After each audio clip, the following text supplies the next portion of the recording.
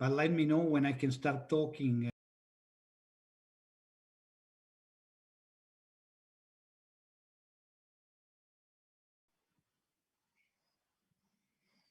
Good afternoon, everybody. We are back with our Designing the Future initiative organized by Delta Light. And today we are going to talk about design the future for bars and restaurants. And we have the pleasure to host three experts in this field, starting from Tina Norden, partner at Conran and Partners in London, and architect and interior design portfolio of Conran and Partners stretches from hotel and restaurant design to high-end residential. Welcome, Tina. Thank you for having me. Thank you for being with us. Then I introduce you to Susan Habram.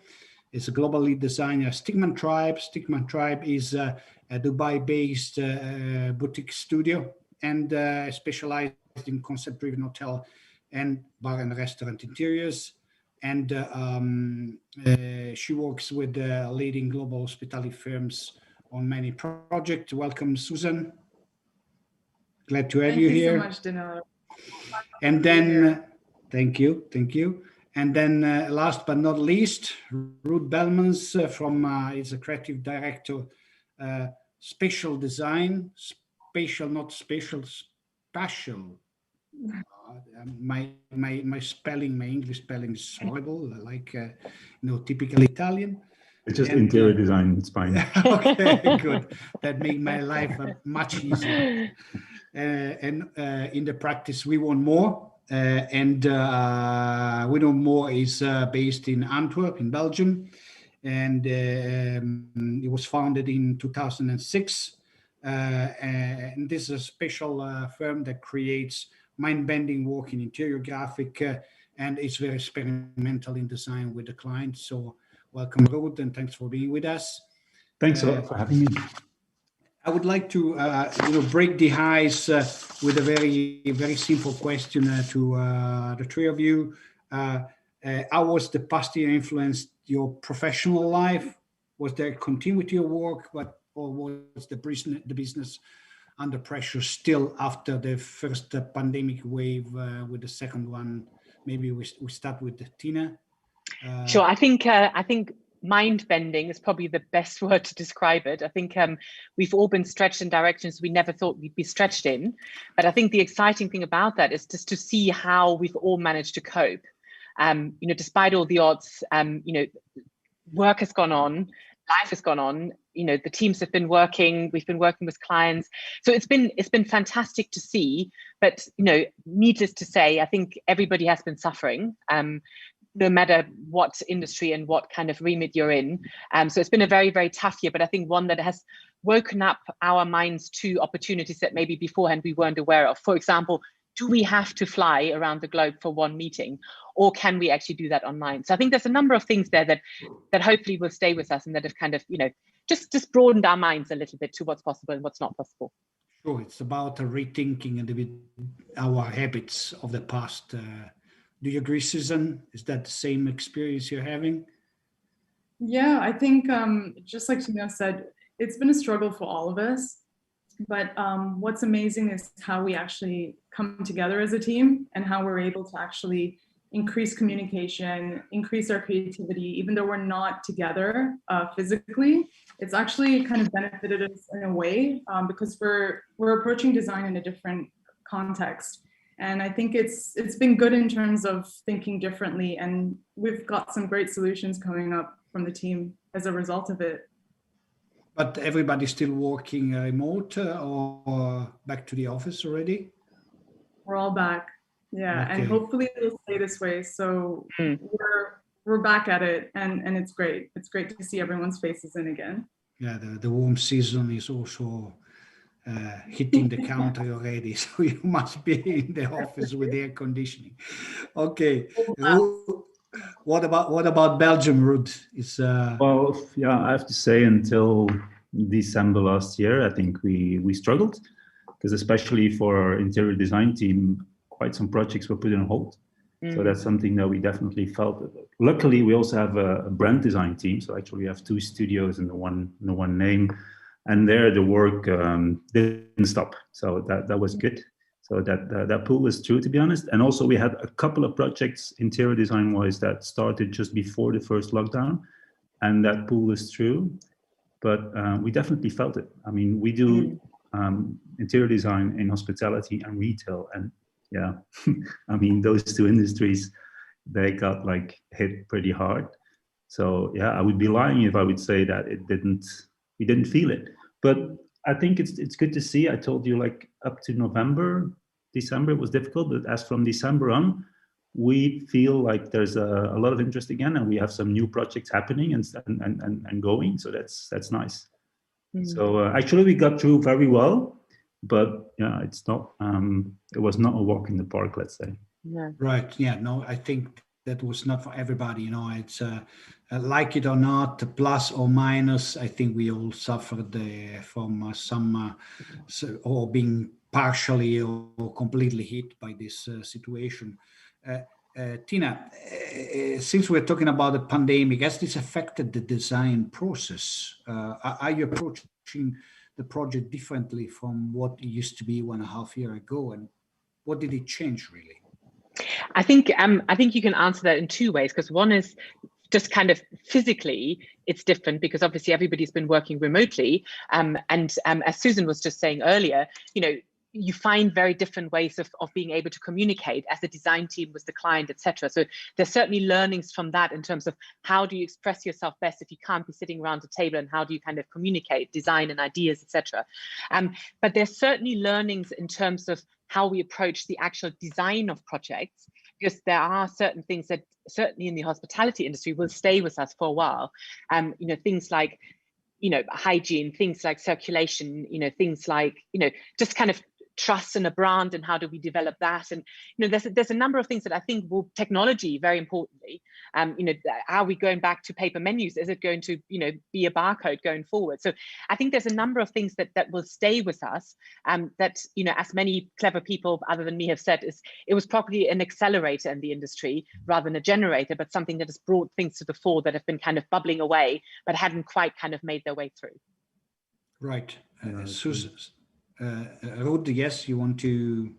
No, I think it's been an accelerator, and I think sometimes it's not easy, but you have to take the positive side out of it. Like I told you, we had some projects put on hold, but that means that we didn't want to lose our people. That means that we had to find other ways to actually keep busy sometimes, and we used that extra time in terms of diving deeper into the very complicated issues of sustainability, for example. And I can proudly say that between 1.5 years ago and now, we've taken big steps there, and we've grown on that part, and that's a very important element. And that's something that would have taken much more time otherwise if we would have to combine it with our regular workload. So I think we had, like, let's say 5 months to actually put full focus on that for a couple of people here.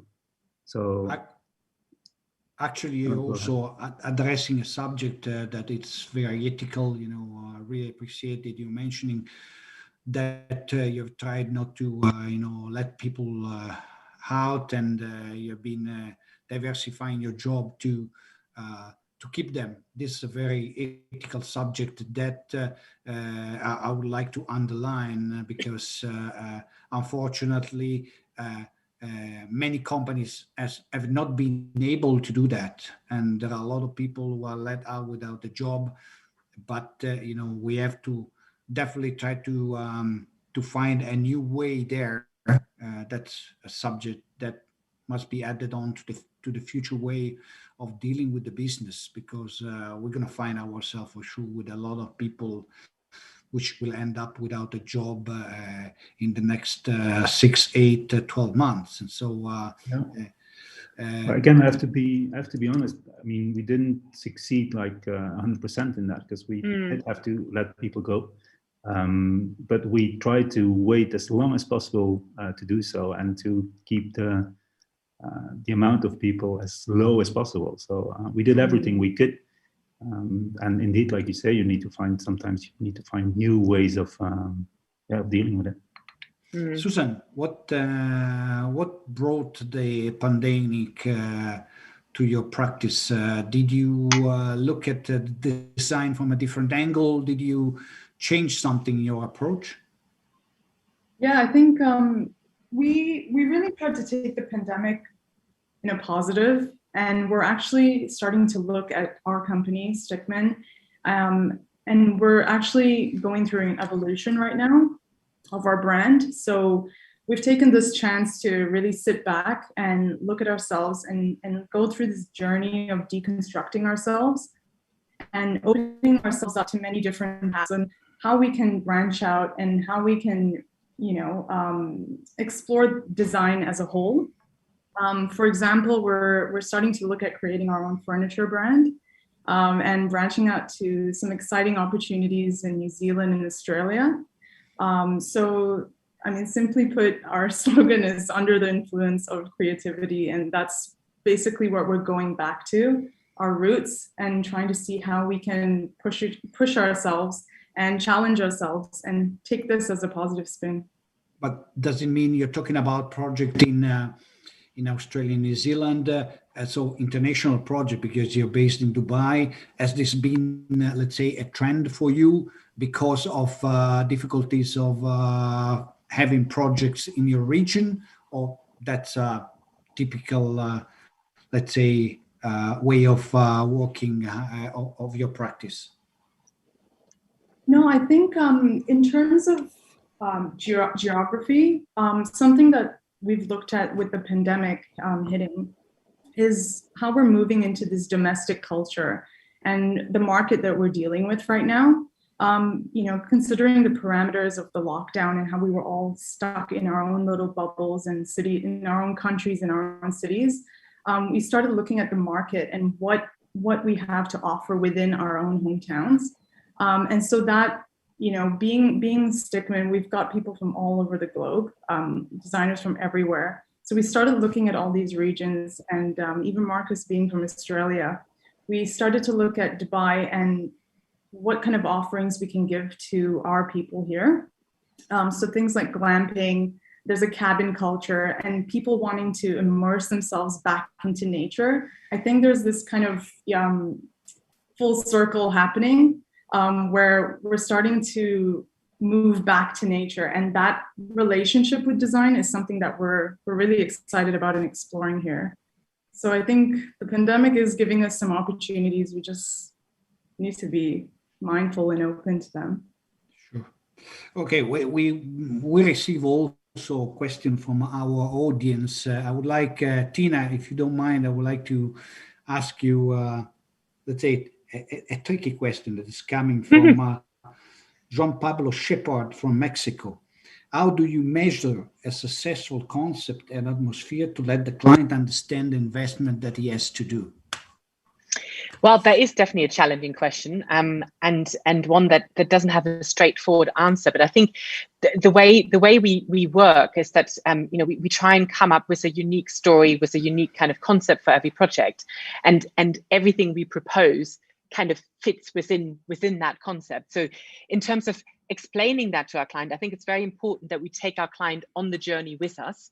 So that means that, we involve them in the process, we discuss with them at all stages where we're going, why we're going there, making sure that they're on board with that, make sure that we're all on the same page, and allowing it to develop in that sense. There's never a big surprise. It's something that's an evolution, not a revolution at any one point. And that means that if everybody buys into that, then we can make that happen, not just from a design point of view, but very, very importantly, from an operational point of view, from a managerial point of view, from a food point of view, and making sure that all of those elements actually kind of come together. Because really, there's a triumvirate there in hospitality design. There's food, there's service, there's design. I'd like to say that design is the most important. It's not. All three of those are equally as important, if not to say that actually service and food probably is more important. So making sure that all of those come together, I think for me, that is really the secret to a successful project. Right. And Ruud, what do you think about this? So what is your opinion, and how do you really do you think that also for a restaurant maybe or a bar it's more difficult to deliver this concept to the client rather than for example a residence where maybe it's No, on the contrary, I'm afraid. I think if you're working for a restaurant or a bar, you're always working for a brand basically, and the brand has to be something, has to be someone. And defining who that brand is going to be, that's something you can do together with the client. So you create this kind of extra person in the room if you want. And then you can always relate to that person. So does it fit that personality? And then it's an easier discussion because you're not talking about the client itself, you're talking about that person you created. If you're doing someone's residential project, which we don't do, and that's also for that reason, is that becomes very, very personal. Also, a bar and a restaurant can be very personal, but still you have that brand standing in between it. But if you're doing residential projects, it just, I think it's more difficult to take on the client in your journey. And like Tina said, it's important to take the client in the journey you're creating, because design is all about communication. And I think a lot of mistakes are made when design studios think they know better than the client. Because on some points they do, but on other points they don't. So you need to go to have a good communication, and you can't just do your stuff, throw it over the wall, and expect it to be good. That's important, I think.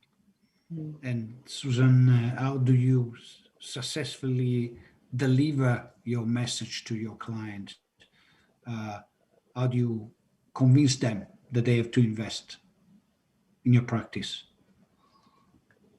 Yeah, I think for us, what we try to do is not only look at design, but when we're dealing with clients, we try to sell an experience to them. And that's something that we try to do by looking at design in tandem with creating memorable experiences. And I feel like at the end of the day, what draws people to bars, restaurants, hotels, anywhere really in general, and the spaces that we create, is the experience. What are they taking away from this place, and what can we offer to people that they haven't seen before, something different from the norm? Okay, I will now turn a little bit to the table around, and I'll start with the Ruud this time. What other key trends and evolution do you see as becoming important in F&B design? Do you have any material, any solution that you came across recently that you feel that is going to make a difference? Well, I don't think it's about the specific material. I'd like to think that every project deserves its own focus and uniqueness. So I don't like to talk in terms of material or technology, or I do think that, and I think it was Susan who also mentioned it, that we have this, we have found back or we value nature again much more than we used to, because we spent quite some time in it the last couple of months, because that's the only thing we could do.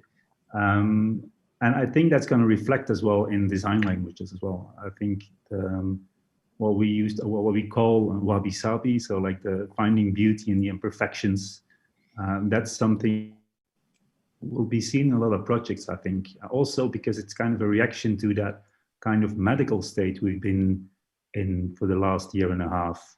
Everything was medical and needed to be clean and sterile. And so I think we're gonna really like love the imperfections in certain materials and designs, I think. So the new material is imperfection. I think so. Tina, what is your opinion? Is something that has hit your brain recently more than anything else? I think what's been very interesting is that much of the conversation more recently has been about authenticity, has been about creating experiences that people can kind of relate to, that resonates with people, that are kind of more local, more kind of specific to, to a location. Whether that is kind of, a hotel restaurant having its own farm and growing its own food, or getting its food from from local sources, etc. I think there's an awareness of things coming from far away, and is that really necessary? Should that be the case?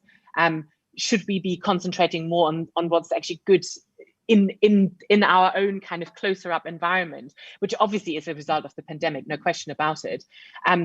Obviously we're still going to be wanting to go and have Mexican food or whatever it might be here in London, but I think it's just more of an awareness of provenance, and I think that goes also back to something Ruud was saying earlier. The awareness of sustainable materiality comes just as much into that as where the food comes from, as where the service staff comes from, whatever it is. I think just a refocus on things that are authentic and that come from the heart and that come from a place of kind of someone really trying to do something, with full passion behind it. Yes. So as you said, sustainability becomes a key in that sense. So in all senses of that word, because it's many things. So absolutely.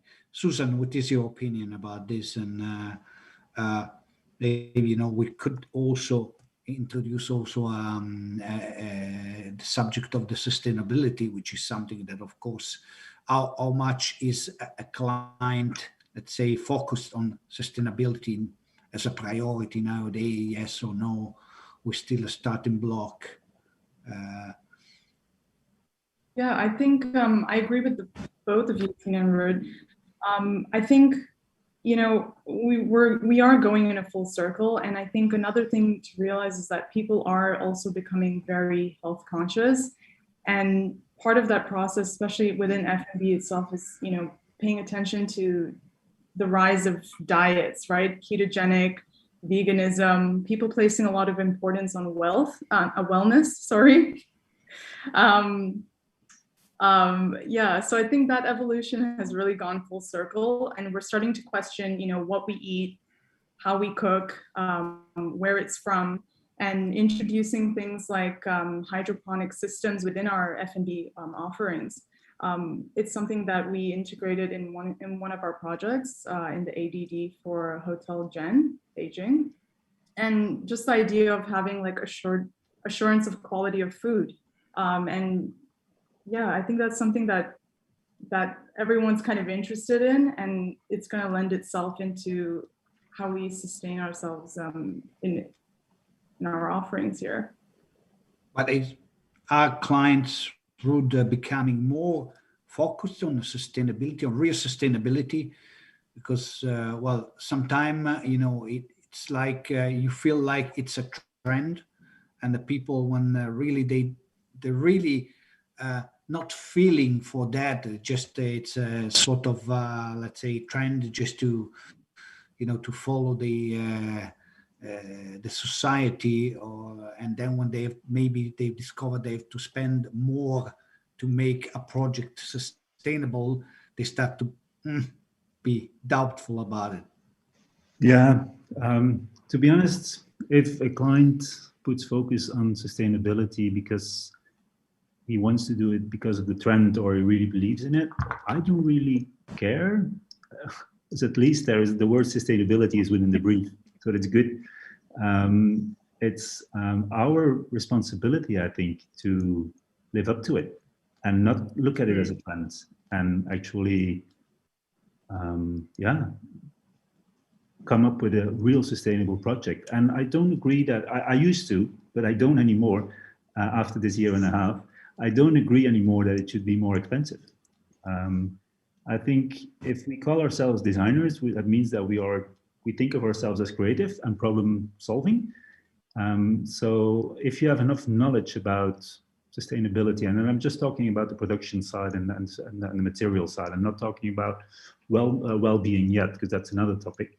But then I think if you have enough knowledge about that, we should be able to come up with beautiful solutions that fit the brief and are fully sustainable. Well, fully sustainable, very sustainable, let's say.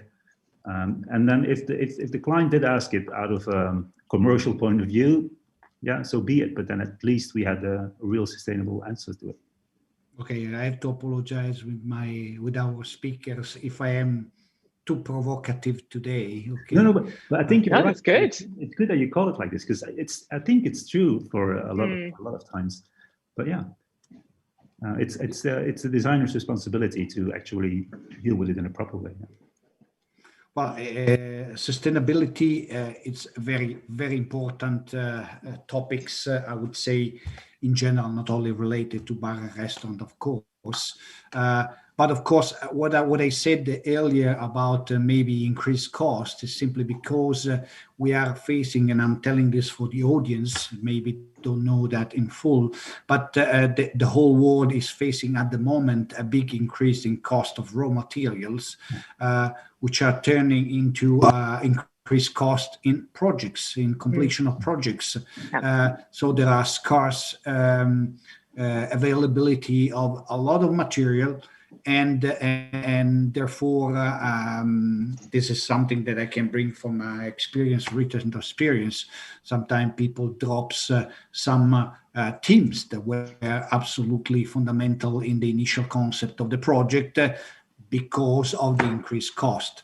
That was the meaning of what I was saying. But I think that we had to explain to our audience, because not everybody knows the current situation of raw materials worldwide.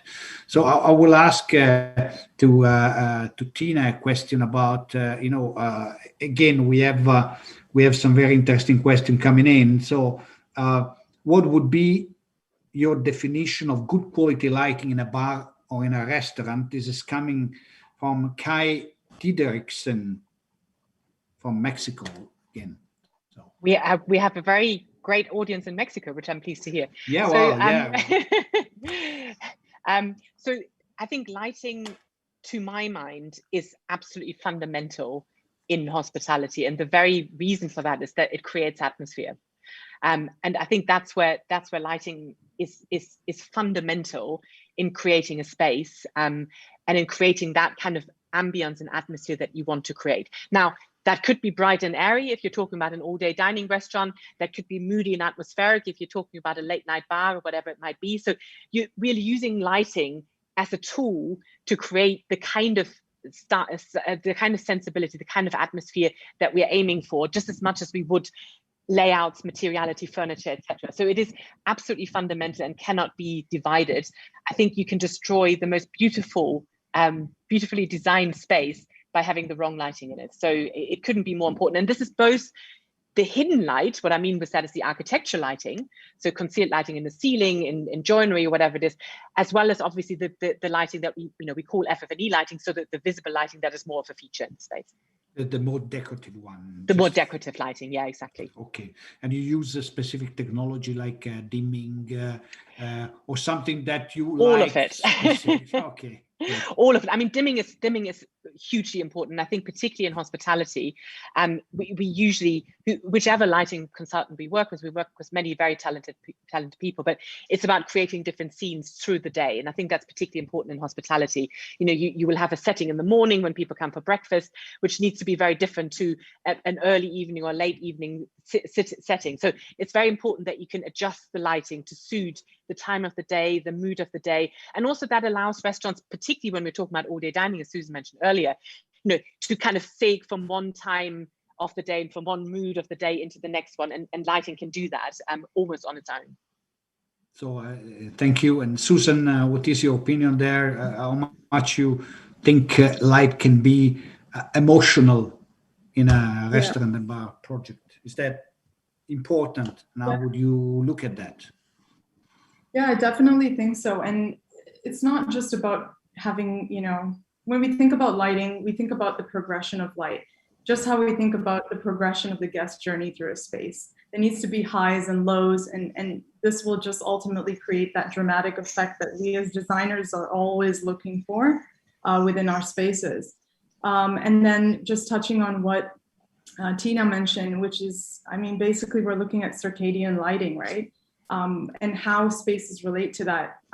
Do we follow the natural wake and sleep cycles when we look at spaces? How does that kind of translate into the moods that we're evoking with our guests in spaces, right? Sometimes we look at how we can positively affect health and productivity with people, and lighting plays a huge part in that role. Well, of course, when I definitely agree with you, and I think the best lighting project is a project where people enter space and have a positive feeling about the space without understanding that the light has contributed to that.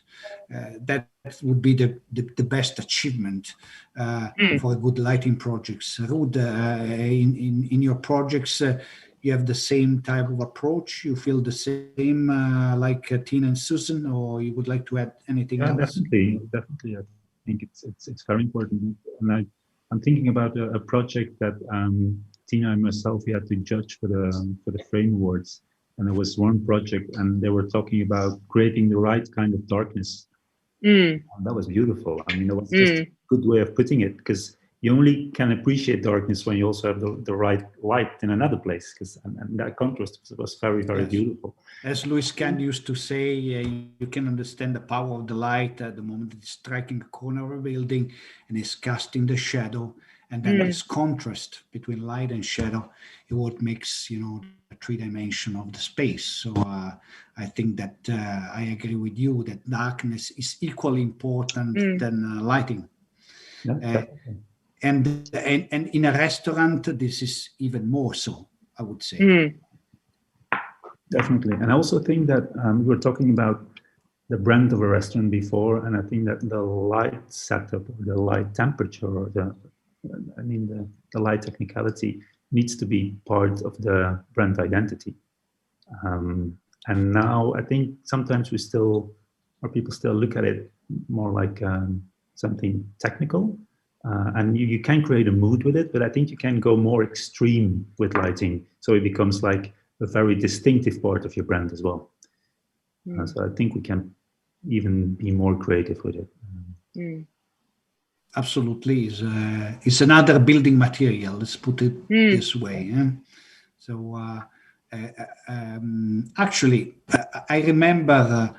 It remembers me of something that in some years ago was following the UK research, which was pretty interesting because people were tasting some food and under different type of lighting, okay, and they would have a different perception of the same thing. For some it was more salty, for some it was sweeter, and apparently this was due to the type of illumination that you would have in the room. You remember that too, Tina? I think it was something from London. Somebody was. Super interesting. And I mean, there even used to be a couple of restaurants, certainly one in New York, where it was completely black, pitch black. So you ate in the dark. And actually the experience of dining in the dark and how you actually perceive food when you can't even see it is so interesting. And the whole kind of thing about the eye eats with you. As you, there's a German saying that basically says that das Auge ist mit. It's so true, because the way your plate looks, there's a reason why chefs pay so much attention to how things look on a plate, because that is very much part of your experience. Absolutely. Can we speak also a little bit about, this is another question we got this time from Belgium, not from Mexico. It's from Jelle Nails. Jelle. Jelle Nails. You know okay. Maybe she sent the question especially for you, Ruud. So, can the delivery courier come in via the front door, or do you create different kiss and ride zone for them? That's an interesting question, because I think that it's typical of this moment. That's we've seen the increase of this delivery courier at the doors of each restaurant, and for sure is something that I'm pretty sure it will continue in the future, because people now start to become, they took this habit of having food at home, and there will be certainly still a part of the clientele will continue to have this service. So have you thought about this, Ruud, in your project? Yes, actually we have, and I think to start with, it's quite simple. And so people have been investing in their homes, like home improvement. They have been investing in cooking lessons and whatever, in cooking material, and so they're not going to just drop it. They also appreciate family time again at home, family dinners. So takeout, dinner, and delivery is definitely going to stay at this level. I mean, it's very important. And also think that we should foresee it in our projects. Like now, because the part of delivery was growing, you had indeed like these queues of delivery guys queuing in the restaurant itself. But there will be, if you have a restaurant, if you have different restaurants, let's talk about a chain or so, then they will just have pickup restaurants and dine-in restaurants as well. We are creating this for one brand that we started creating time ago, Manhattan's. It's a burger restaurant, and now actually in Brussels since last year we're doing their first takeout restaurant with exactly the same feel and brand image and vibe, but it's like basically it's a big billboard in the street, but it's small. It's smaller than a regular restaurant. If you don't have that opportunity to have different places, I think you should really consider in your restaurant to have maybe a different entrance, a waiting zone for the pickup guys. I think it's important that you cannot, you have to kind of split it up so that the experience of the people dining in does not get ruined in a way by these big backpacks. Yeah, of course. Sometime, people go to the restaurant to have some intimacy or anyway stay with the friends and not being, not. I don't think it's nice to see this queue of delivery courier in front of the door or outside, even outside, waiting for the food. Smoking. So, yes, anything. But on the other side, the restaurant should embrace them because it's going to be an important part of their revenue. Sure. For sure, Susan, this is not happening in Dubai because if the people stay outside they're waiting for the food, they get cooked themselves during the season. And so, but what is your opinion about this? Is something that you have already, thought in your projects? Yeah, it is just like Red said, this is something we have to integrate inside and out, and also just moving into this concept of this touchless experience, right? When it comes to checking into lobbies, POS systems in F&Bs, payments, QR codes on menus, like Tina mentioned.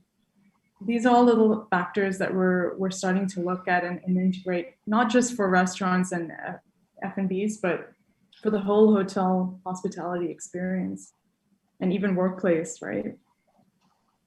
Absolutely. Tina, anything to add to this from your view? Just to say, I mean, there's been something coming to prominence here over the last year and a half, which is basically kind of restaurant kits, which I personally really enjoyed. I don't like takeaways. I don't like cold food. It's not something I enjoy very much. But a lot of restaurants, particularly restaurants that actually had a name, well-known chef, whoever, were offering cook-at-home kits that you would basically order. Everything is pre-prepared. You just need to kind of cook it yourself, warm it up effectively. That's something that we've certainly enjoyed and that's seen a huge growth. And that also ties in with something else that's been talked about in the industry a lot, which is dark kitchens, who could produce exactly that. So that means that rather than it being a takeaway that the chef cooks and needs to be taken warm to someone immediately, it's actually something that you pre-order that gets delivered to you maybe in the morning or something like that. Then that can be made either in the same kitchen before service or can be made in a dark kitchen, as they call it, for something that is not front of house related. And that is actually much more sustainable also, because it means that restaurants know exactly what produce they need, who's ordered something. So whatever they buy, they know will go exactly to where it goes. And they can maybe utilize a space that otherwise would be lying dormant in the morning to prepare for this. So I think that's an interesting avenue for restaurants to take, and one that for me has a lot of legs. Well, at least is an interesting development for the future. Yeah. Although it will imply rethinking the idea of a restaurant, and rethinking the food industry to some extent, because of course it's a completely different way of approaching. This is not even takeaway. It's a different No, frontier. no, that's right. That's right. And how do clients react to these trends? Investors, I mean, they follow. They still keep their traditional expectation. How do your client? I think it's kept a lot of restaurants afloat over the last year and a half, particularly during the, certainly in the UK, complete lockdowns when restaurants were not allowed to open at all. Obviously doing something like that, whether it's takeaway or restaurant kits or whatever it is, it gave them a bit of a lifeline to have at least some of the staff working to kind of keep going, if that makes sense, and get some money through the door. And I think a lot of them have realized that if they do it in certain ways, they can actually continue to do that. And what's been quite interesting is that a number of the kind of more kind of I guess food orientated, more kind of specific restaurants have given up on doing takeaway, but are still doing the restaurant kits because they can fit that around still serving an excellent lunchtime or dinner service with actually providing those food kits and getting more money in by doing that at different times of the day where it doesn't interfere with the normal service. Because I think that's quite often the issue with restaurants. If you're trying to do takeaway orders as well as serving the people that are sitting in your dining room, it's difficult. There's a lot to juggle. All of a sudden you're catering for twice the amount of people or more or whatever. And that's a completely different setup and completely different, requirements for the kitchen spaces. Absolutely. I mean, it's a severe evolution in the industry. So this might change the industry, I would say, dramatically. Ruud, I mean, this is a little bit for everybody. The three of you work for multidisciplinary practices. Do you see nowadays implemented by the pandemic or not directly related to the pandemic, that there are crossover in the different disciplines on the type of project that your practice does, something in common among these disciplines? And do you stimulate that in your team, Ruud? Yeah, definitely. We stimulate it, but I think it's everybody does it quite out of himself, I think, because we work on different projects. Like a designer can work on a retail project and hospitality project at the same time. And I think a long time, for example, retail has been looking at hospitality to take some hospitality cues over in the retail business. I think now, and especially when I talk about technology, it could go the other way. I think retail has integrated technology in different ways, and I'm not just talking about online presence or online ordering, but also how to integrate technology within the store, so within the restaurant. I think there's definitely a huge win to gain there if you look at retail, for example. More literally, we're currently working on some projects that actually combine wellness and restaurant and retail in one. So we just have delivered a beer spa, for example. So it's a bar meets wellness, or wellness meets bar, how you want to call it.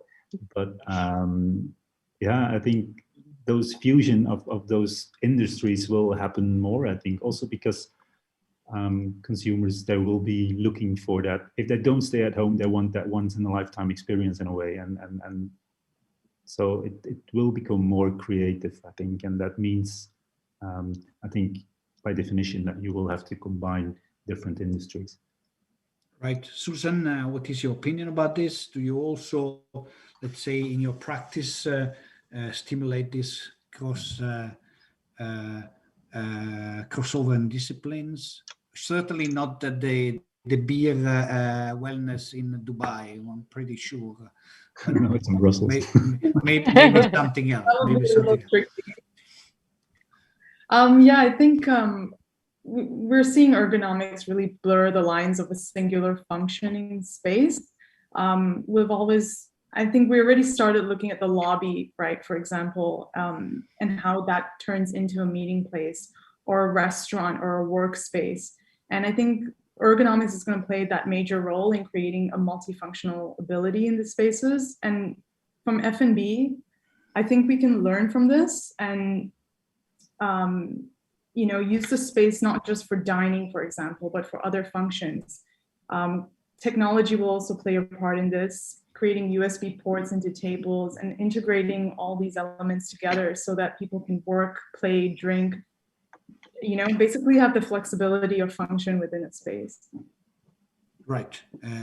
Tina, you have the same type of experience and idea in your practice, or? I mean, we've always kind of been a crossover practice ever since we started. Our founder is that, you know, it comes from furniture design, moved to become a restaurateur, then went into kind of living. So we've kind of always had that right at the core of what we do. We do architecture and interior design, so there's that crossover, which I find really fascinating and interesting, doing both actually myself. So I think it is the future. I think our lives are much more crossed over anyway, in every sense of the word. And obviously last year and a half, work and life certainly have crossed over rather more than we would have liked to have done that. But I think that is here to stay. And I think people want to be able to do a number of different things in different environments. And I think that's where we can draw from experience we have on residential for hospitality, where we can draw on experience that we have from workplace into residential, and all of those kind of things. And I think that's really important. And that is really kind of human life and human experience these days, I think. Absolutely. I fully agree with you. Well, we're getting close to, let's say, the end of our conversation. So I would like, to conclude asking maybe to each one of you, if you can tell the audience something exciting about your work for the future, and maybe also a final thought or message that you want to share with them. It's let's say the audience, it's always a mix of different disciplines, but I think that there are a lot of interior designer and architects and lighting designer from all over the world. So they would like, of course, to hear your opinion or what you would like to share for the future. Let's start with Tina again, and I would really say that for me, it's very important that we use the experiences of the last year and a half to kind of learn from and draw from and kind of take something positive out of. It's all very simple to sit there and say, oh my God, this was like a complete disaster. But I think there's many things there that have been positive, many things that made me think, that made us think, many things that influenced the way we worked. And I think it's important we don't forget that experience, because I think so often, things happen to us and we're so eager to move on and kind of go back to normal, whatever that means. I think keeping some of those lessons and remembering how we felt and remembering how things developed in these last kind of year and a half, and how it's actually brought us more together in many ways as human beings. I think that for me is very important. That influences both how we work as a team, how we work with our clients, how we work as an industry, and just remembering these days and making sure that they don't kind of, they don't go to waste. Thank you very much. Susan, I leave it to you, a message for the audience and something exciting we can expect in the future. Yeah, I mean, it is an exciting time in design because, with things slowly opening up again, I think people are really craving and have that desire to travel. And so as designers, I think this is our time to, reinvent the wheel and provide amazing experiences for people to get back into and enjoy. I think one thing to remember, like Tina touched on, is, to remember to support our local F&Bs, our hospitality industries, and not get caught up in the whirlwind that will come. Right. Thank you very much. And we conclude with the same question for Ruud. A message to the audience, a suggestion to the audience for the future, and something that we can expect from you guys as an exciting new thing. Well, it's been said by Tina and Susan. I think it's a very strong value here within We Want More is positivism. I see myself also as a positive person. I do know that it's been tough on lots of people, both financially, but also mentally. I think we have to not forget this. So I think it's been really hard for lots of people, but there's always something good to take out of it, and I think we need to focus on that. And these kind of times and crises, they accelerate, like we said in the beginning, and they're an accelerator for change that would have happened maybe anyway, but would have taken much longer. And so I think that will be the positive outcome of this, that much needed change will happen much faster now. Although we had to put a big effort into it, but we all did. But I think, let's not let it go to waste. I think that's an important one. And in terms of exciting things to happen, we are kind of excited with the new projects we have now. We are working on an M Gallery, for example, M Gallery boutique resorts by Accor in Eastern Europe. So that gives us the reason to travel, which is always fun. There's more hotel projects like Mövenpick and stuff like that. So I think it's good to see that the market is picking up again, and we're enjoying that a lot. Thank you very much. And with this final message, of course, I want to wish Tina, Susan, and Ruud all the best for their future activities. And thank you very much for participating to our talk. And I thank the audience for their attention. And I remind you the next chapter of Designing the Future that will be back on the 15th of September with the subject of offices and home offices. And so thank you very much again for your attention. Thank you for the speakers' availability. And again, all the best and speak soon.